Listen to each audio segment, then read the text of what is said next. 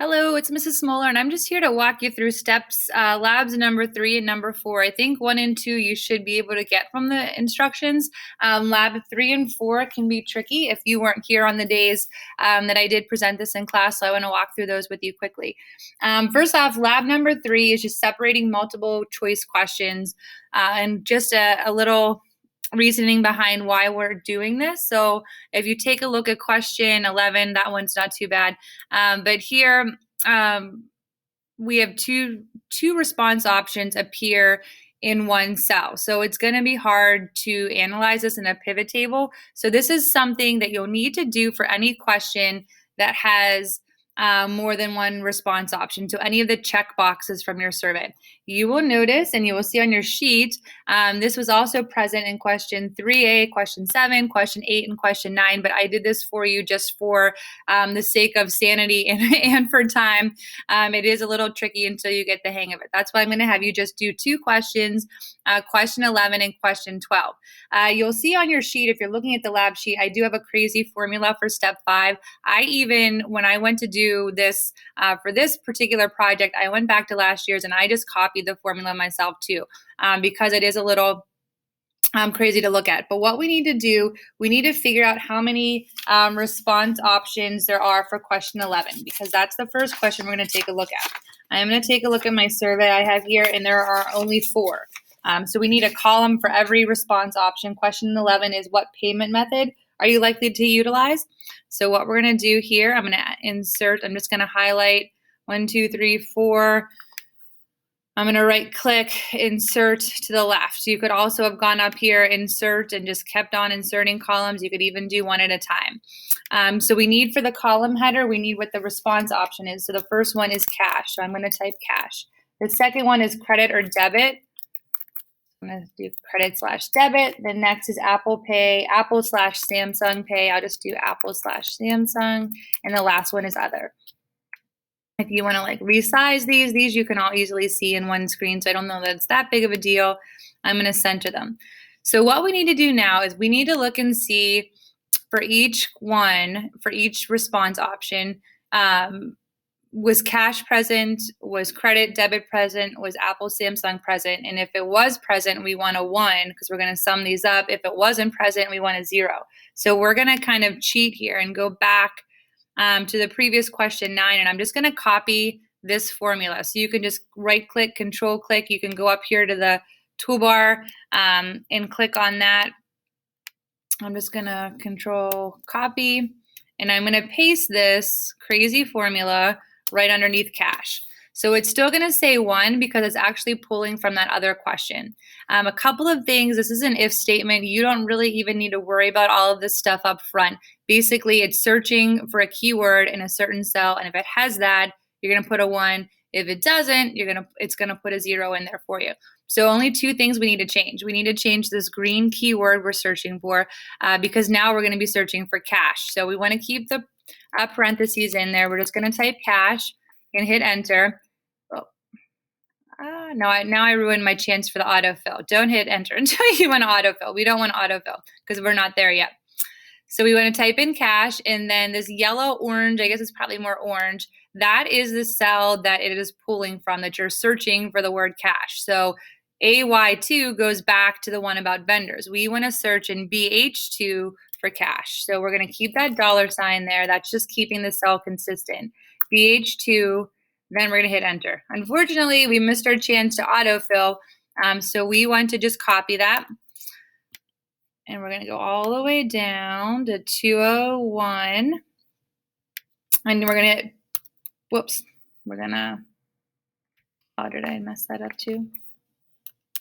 I messed that one up too. Sorry about that. And I'm not going to go back and record. We're going to copy. We're going to click below it in BI3, and we're going to scroll back down here, and we're going to hit shift before we hit paste. So shift, I was looking at that autofill, thinking ahead there.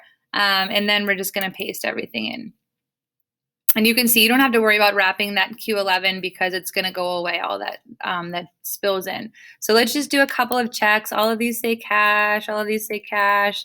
For the most part, I think they're going to say cash. So this is good. This one just says Apple, Samsung, and we have a 0. So now the rest of this is pretty easy. We're just going to copy this formula over. We're going to paste it. We're going to paste it. And it still keeps saying 1. It's pulling from the right cell. It's pulling from BH2. So we're going to leave that orange number alone. But we need to change the keyword for each one. You just need to have part of it. I don't need to type out credit-debit. I can just type out credit. And as long as credit is in that cell, it'll put a 1. So credit. And now I'm going to hit enter. And it's going to give me that option to autofill, which I'm going to check yes. And just doing a quick spot check, 1, 1, and then you can see in this number 3 here, there isn't a credit debit and we have a 0. For the Apple Samsung Pay, we don't have to type all of that out. You can do Pay, you can do Apple. I'll just do Apple. So any cell that has Apple, BH2, we're pulling from the same cell. So we're just going to hit enter. We're going to autofill.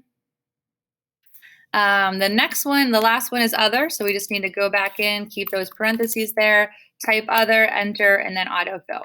So that was for question number 11. And we can even make these a little bit smaller if you want to, just to save space. Now we need to go over to question 12, which question 12 was where do you look to for promotions? And there were 6 answer choices here. So we need to insert 6 cells, 1, 2, 3, 4, 5, 6. And I'm just going to insert those. I just right clicked and search to the left. Like I said, you can even just go up to insert. You can just insert column to the left, column to the left, column to the left 6 times. But we need 6. There were 6 response options. Our first one was morning announcements. I'm just going to type in morning. Hawkeye, and just be careful with the Hawkeye because it is that one word with the capital E. Flyers and posters. I'm just going to type flyers. School social media accounts was the next one. I'm just going to type social. And then email and other.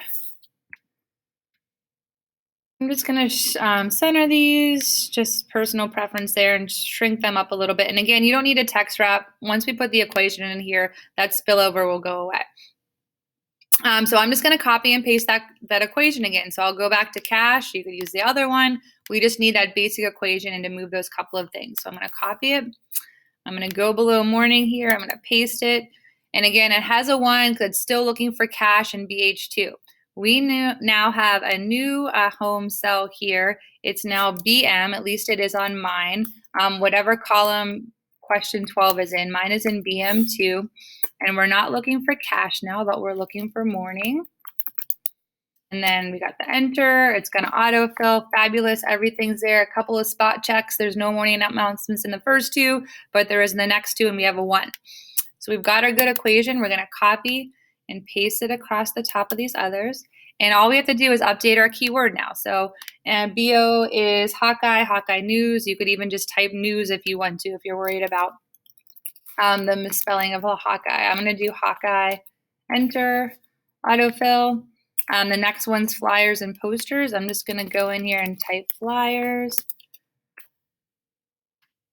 Autofill. Now the next one, I misspelled social in my equation in one of the classes, and when I came back to look at the sums, there was 0, so I knew I made a mistake that somebody had to say social media, so I was able to catch my mistake here. So I spelled social correctly. We've got some social media for email, and again, it's just looking for the presence of this keyword in that cell that we specified, which on my sheet is BM2.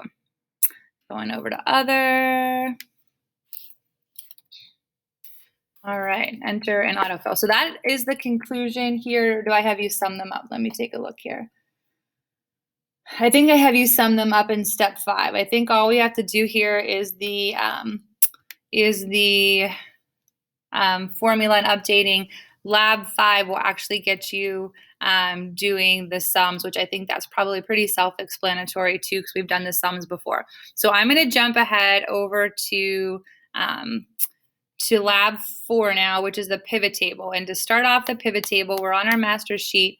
I usually go down to the far corner, the right-hand corner. So the last column, which for mine is BW, it has question 16. In the last row, you don't need to have any of your sums or averages in there. It's just the last row of respondent data, which is row 201 or respondent number 200.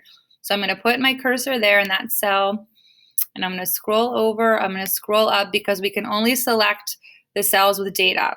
I'm going to hit shift and then I'm going to hit none. We don't want to select everything. We just want to select the cells with data. To make the pivot table, I'm going to go up to insert. And that I've been stressing in class how much easier, sorry, I'm going to go to data, how much easier they've the pivot table is to manipulate now too.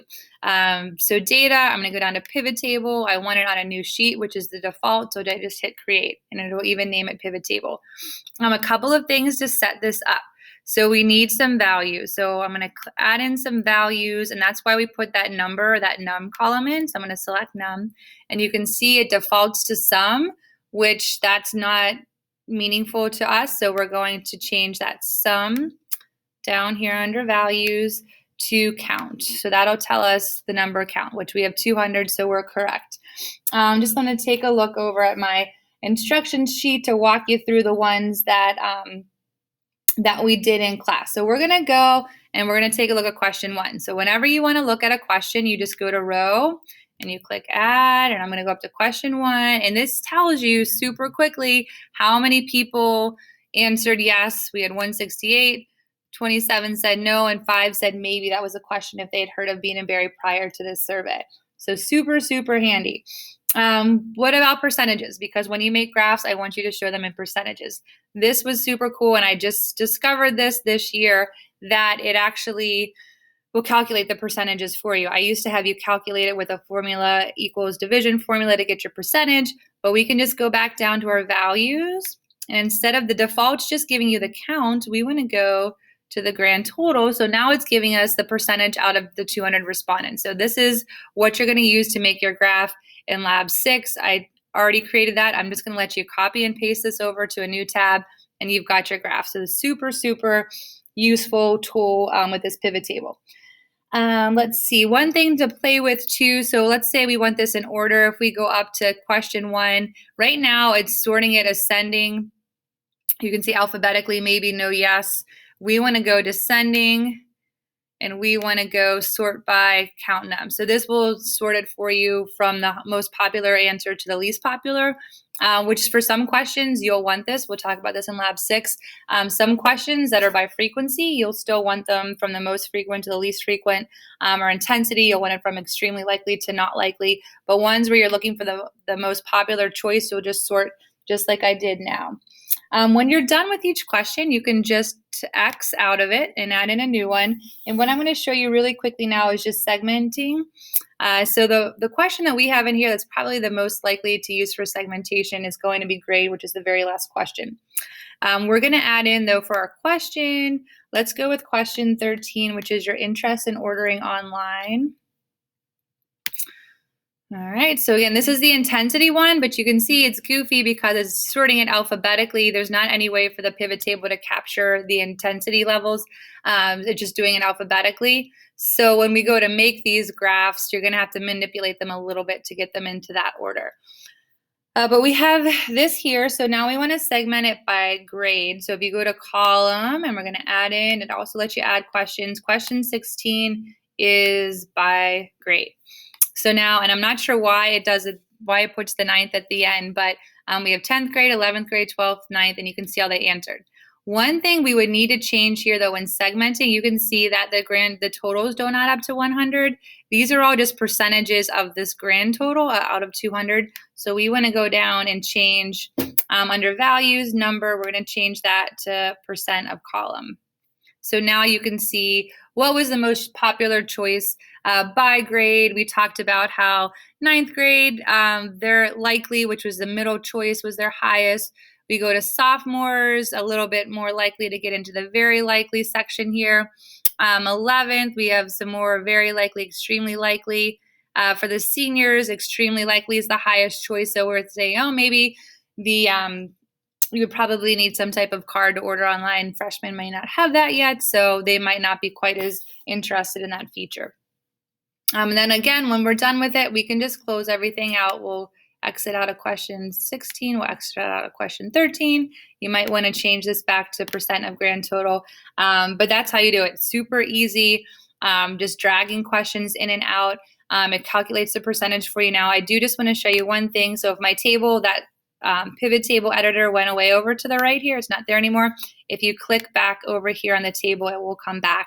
If you go down to the bottom, another thing to show you, so that's our pivot table. We can always go back to our master spreadsheet. That's still there too.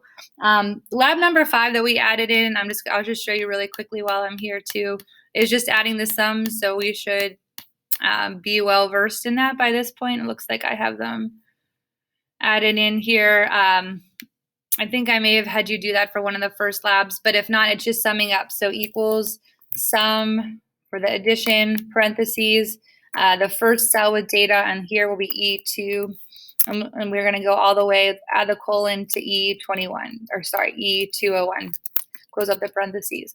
And then you're just going to copy and paste that. So we're going to need these sums later on to, that's how we're going to analyze those types of questions. So lab 5 is just basically going over in all these questions with the zeros and the ones, pasting that formula again to see how many said each one. Because we wouldn't have been able to, I'll show you really quickly what this would look like in the pivot table. I'm just pasting this over. Here's 11. If you looked at one of these questions in the pivot table, before we separated it, so let's see, question 3A. Let's add in, so for 3A, you can see, you could just look at it one at a time. So, okay, let's go to count, since these are counts 1. So four people said that they've purchased hot coffee from the bean. You could take that out. You could pull in lemonade. Okay, 89 people say they've purchased lemonade from the bean. And you would just go back and forth for everyone. I think the spreadsheet might be more useful here because you can just take a look at it and then we can calculate the percentage in there too. But if we wouldn't have broken apart question 3A, it would have looked like this in the pivot table. And this is just like a disaster trying to figure out, you would be doing tick marks of how many said bottled beverages, milk, water, Gatorade, iced coffee. So it would be really tricky. So that's why that step with lab 3, it's kind of confusing with that formula. But if you know that formula and know where to find that formula and can use that, that saves a lot of time. And it might be a little bit more time up front, but it'll save time in the end. So that was my super quick version of labs 3, 4, and 5 to hopefully get everybody caught up because we need to start making the graphs this week so that we can put together our plan. Feel free to pause, rewind the video too, just to get whatever portion of you need. And of course, ask me any questions if you don't understand it. And sharing the spreadsheet is key too, because I can just pull your spreadsheet up on my computer and kind of troubleshoot and see where I can help you too. So have a good one. I will see you in class.